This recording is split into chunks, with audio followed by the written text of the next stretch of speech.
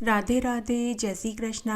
मैं सीमा सिंह बड़ों को चरण स्पर्श, छोटों को प्यार और बराबर वालों को नमस्कार करती हूँ।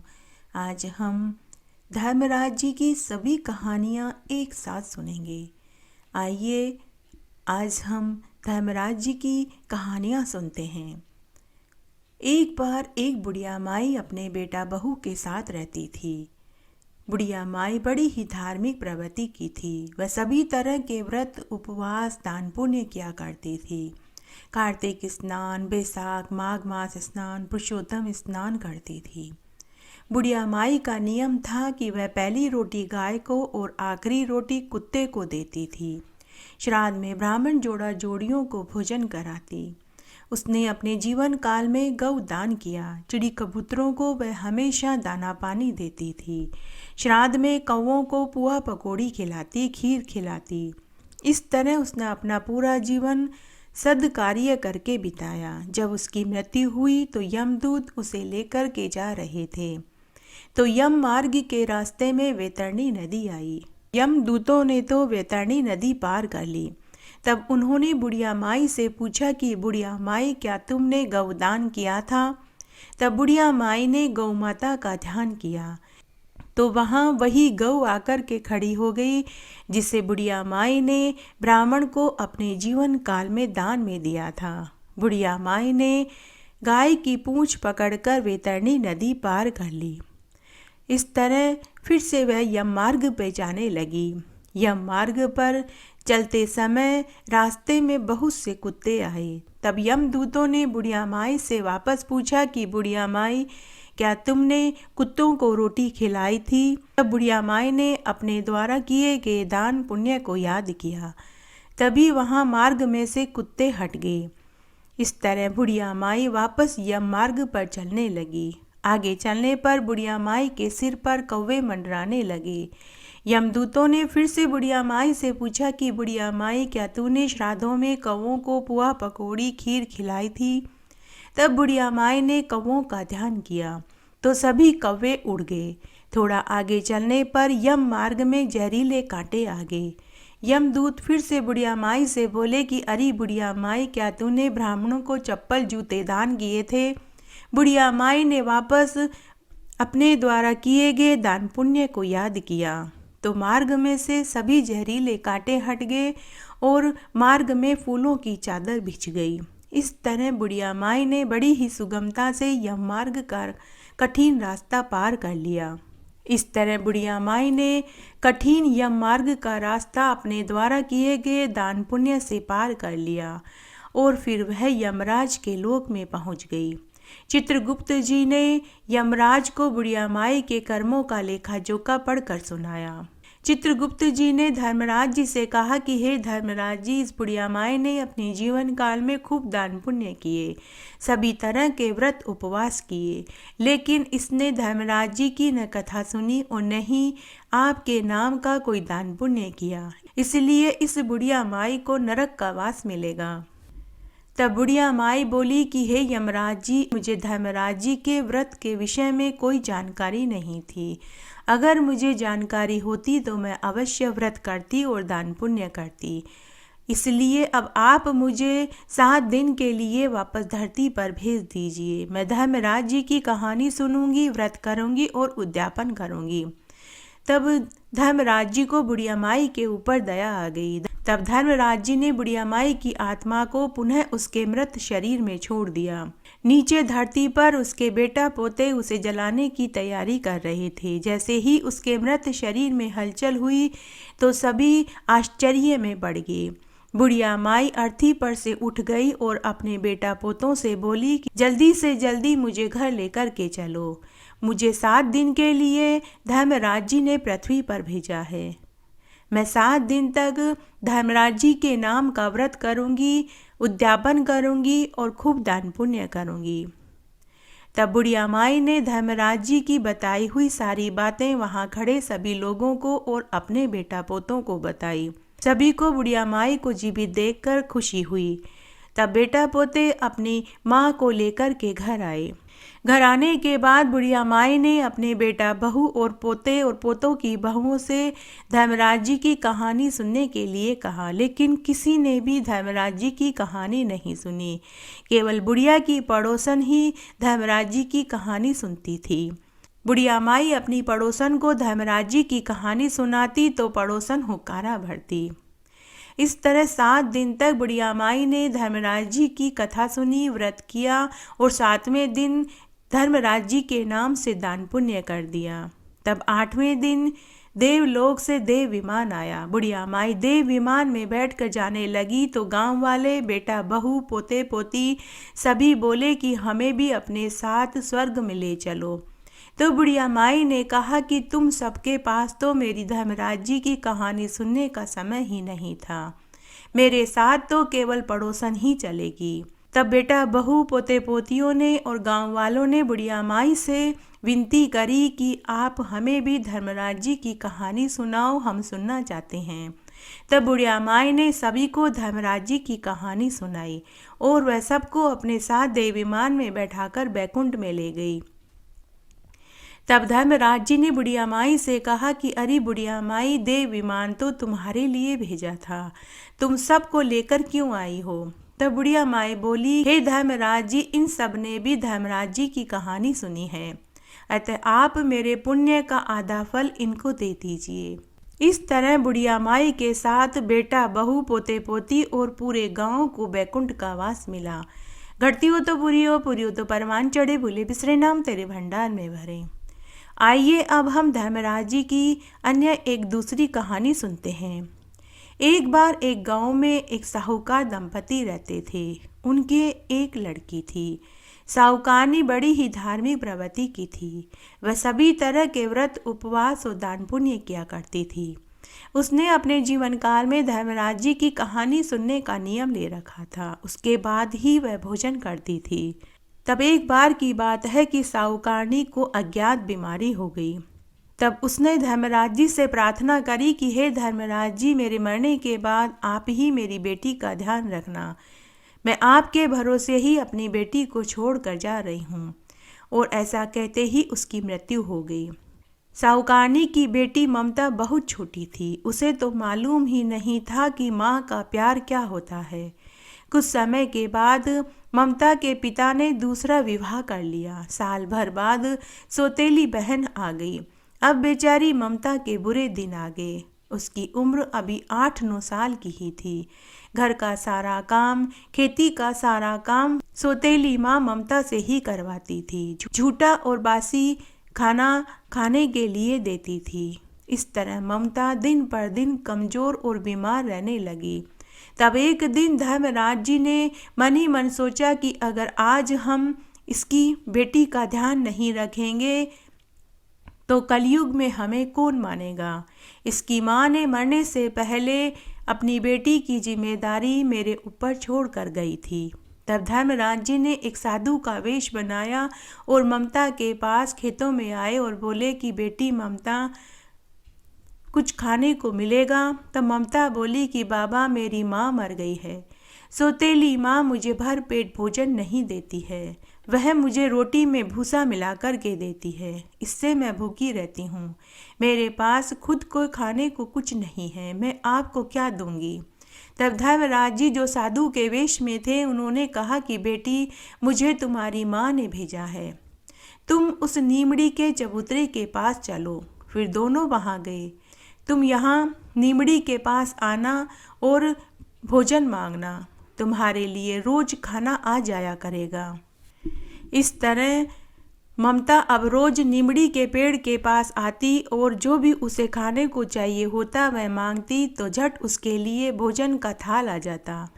अब ममता रोज इसी तरह से भोजन करने लगी। कुछ ही दिनों में ममता तंदुरुस्त, हष्ट पुष्ट और सुंदर हो गई। तब एक दिन ममता की सौतेली माँ ने ममता से पूछा कि तू इतनी तंदुरुस्त और हष्ट पुष्ट कैसे हो गई। देख, तेरी सौतेली बहन तो बहुत कमज़ोर है। ममता बड़ी ही सीधी और सरल स्वभाव की थी। उसने साधु वाली बात अपनी सौतेली माँ को बता दी।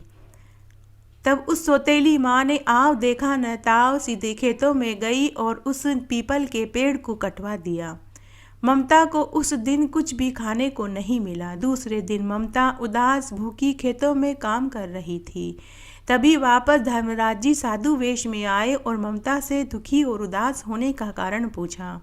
ममता ने पूरी बात बता दी। तब धर्मराज जी ने ममता से कहा कि बेटी, तुम्हारी माँ ने एक संदेश भेजा है। तब ममता खुश होकर बोली कि मेरी माँ ने क्या संदेश भेजा है। धर्मराज जी ने कहा कि तुम्हारी माँ ने कहा है कि तुम यहाँ मत रहो, तुम्हारी दूर के रिश्ते की मौसी और मौसाजी हैं, तुम वहाँ चली जाओ। तब ममता बोली कि मैं कैसे जाऊं, मैं तो जानती तक नहीं। तब धर्मराज जी जो साधु वेश में थे उन्होंने कहा कि तुम मेरे साथ मेरी सवारी भैंसे पर बैठकर चलो।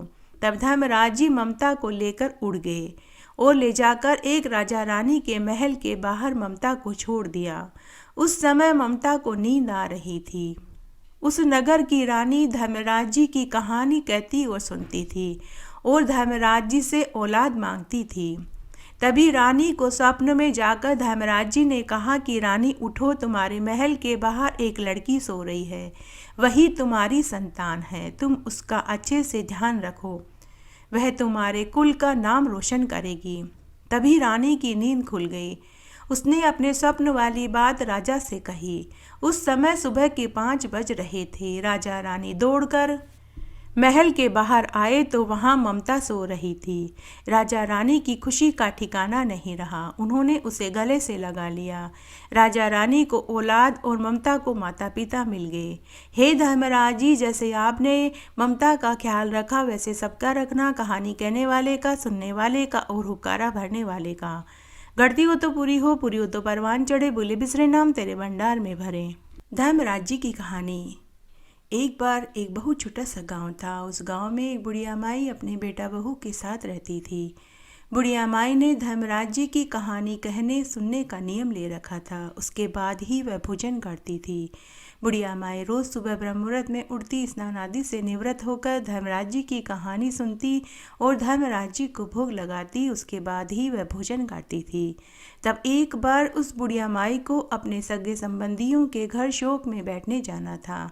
उसे 7-8 दिन लगने वाले थे। वह सोच में पड़ गई कि मेरे पीछे से धर्मराज जी की कहानी कौन सुनेगा, कौन मेरे धर्मराज जी को भोग लगाएगा।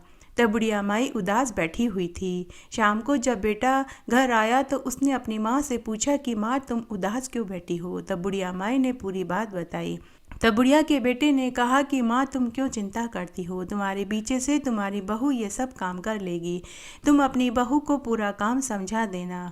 तब सास ने अपनी बहू को पूरा काम समझा दिया और बहू ने यह जिम्मेदारी उठा ली। तब सास के जाने के बाद बहू सुबह जल्दी उठती, स्नान आदि से निवृत्त होकर धर्मराज जी को स्नान कराती, कहानी कहती सुनती और धर्मराज जी के लिए हलवा पूड़ी बनाकर थाली में परोस दिया और बोली कि हे धर्मराज जी, आप जीम लो तो बाद में मैं जीम लूँगी, तब तक मैं दूसरा काम करके आती हूँ। बहू ने घर का सारा काम निपटा दिया। उसके बाद उसने घर के मंदिर में आकर धर्मराज जी के पास देखा तो भोजन की थाली ज्यों की त्यों पड़ी हुई थी। बहू अपने मन ही मन सोचने लगी कि शायद मेरी पूजा में ही कोई गलती हो गई होगी, इसीलिए धर्मराज जी भोजन नहीं कर रहे हैं।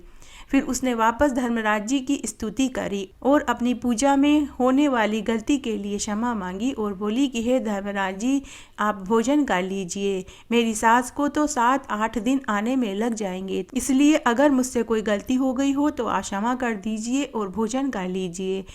जब तक आप सम भोजन नहीं करेंगे तो मैं भी भोजन नहीं करूंगी। इस तरह बहू 3-4 बार आकर देख कर गई, लेकिन फिर भी भोजन की थाली में भोजन ज्यों का त्यों पड़ा हुआ था। बहू ने मन ही मन सोचा कि अगर धर्मराज जी इस तरह से 8 दिन तक भोजन नहीं करेंगे तो वे दुबले पतले हो जाएंगे और मेरी सास आकर मुझसे नाराज होगी, शायद मेरी पूजा पाठ में ही कोई कमी रह गई होगी, इसलिए धर्मराज जी ने भोजन नहीं खाया। बहू धर्मराज जी के आगे हाथ जोड़कर बैठ गई और बोली कि हे धर्मराज जी, अगर आप भोजन नहीं करेंगे तो मैं भी भोजन नहीं खाऊंगी।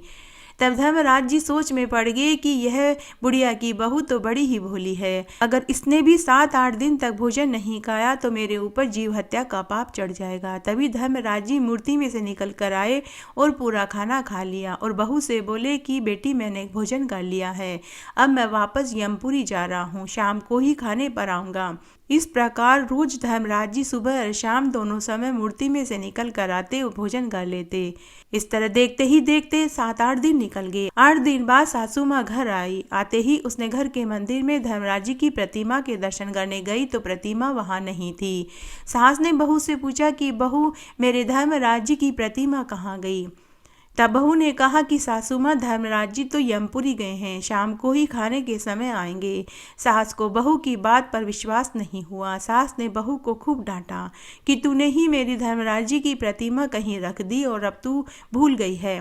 इस तरह सास पूरे समय अपनी बहू को डांटती रही। शाम को बेटा जब घर आया तो उसने आते ही अपने बेटे से कहा कि बेटा, मैंने तेरे कहने से ही धर्मराज जी की पूजा पाठ का काम तेरी पत्नी को सौंपा था। तेरी पत्नी ने मेरे धर्मराज जी की प्रतिमा कहीं फेंक दी है, अब तू ही इससे पूछ। तब बुढ़िया के बेटे ने अपनी पत्नी से पूछा तो बहू ने वापस वही जवाब दिया कि धर्मराज जी यमपुरी गए हैं, शाम को ही खाने के समय आएंगे। अगर आप दोनों को विश्वास नहीं है तो शाम को आप दोनों देख लेना। तब बेटा बोला कि माँ, इतने दिन तुमने सब्र किया तो शाम तक और सब्र कर लो। तभी संध्या के समय धर्मराज जी प्रकट हो गए। बहू ने कहा कि सासू माँ, देख लो, आपके धर्मराज जी आ गए हैं। लेकिन धर्मराज जी केवल बुढ़िया की बहू को ही दिखाई दे रहे थे, उसके पति और सास को दिखाई नहीं दे रहे थे। सास ने और पति ने कहा कि कहाँ है धर्मराज जी, हमें तो कहीं दिखाई नहीं दे रहे हैं। तब बहू ने धर्मराज जी से विनती करी कि हे धर्मराज जी, जैसे आपने मुझे दर्शन दिए वैसे ही मेरे पति और सास को भी दीजिए, नहीं तो ये मेरे ऊपर विश्वास नहीं करेंगे। तभी धर्मराज जी ने दोनों को दर्शन दिए। सासू माँ धर्मराज जी के चरणों में गिर पड़ी और बोली कि हे धर्मराज जी, मैं इतने वर्षों से आपकी पूजा कर रही हूँ, भोग लगा रही हूँ, लेकिन आपने कभी भी न तो मुझे दर्शन दिए और न ही मेरे भोग को स्वीकार किया।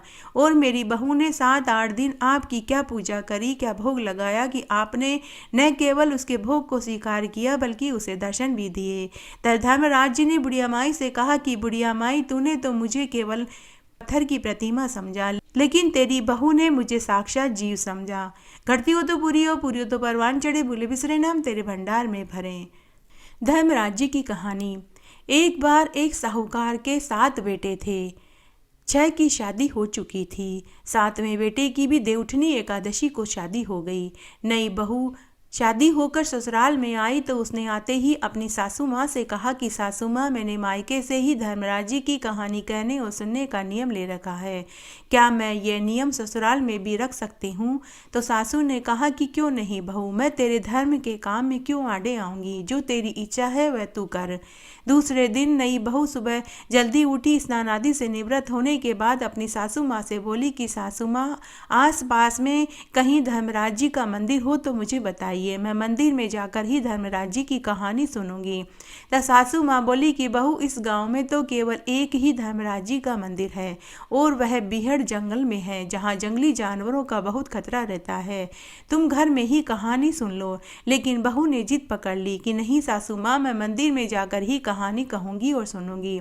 फिर सासू माँ ने मंदिर की दिशा बता दी। बहू एक मुट्ठी ज्वार और एक मुट्ठी बाजरी लेकर एक तांबे के लोटे में साफ जल भरा, पूजा की थाली ली और मंदिर में पहुंच गई। उसने वहां जाकर धर्मराज जी की पूजा करी और कहानी कहनी शुरू करी। तभी वहां एक जंगली शेर आ गया। उसने कहा कि मैं तुझे खाऊंगा। बहू बोली कि पहले आप मुझे धर्मराज जी की कहानी सुन लेने दीजिए, उसके बाद आप मुझे खा जाना।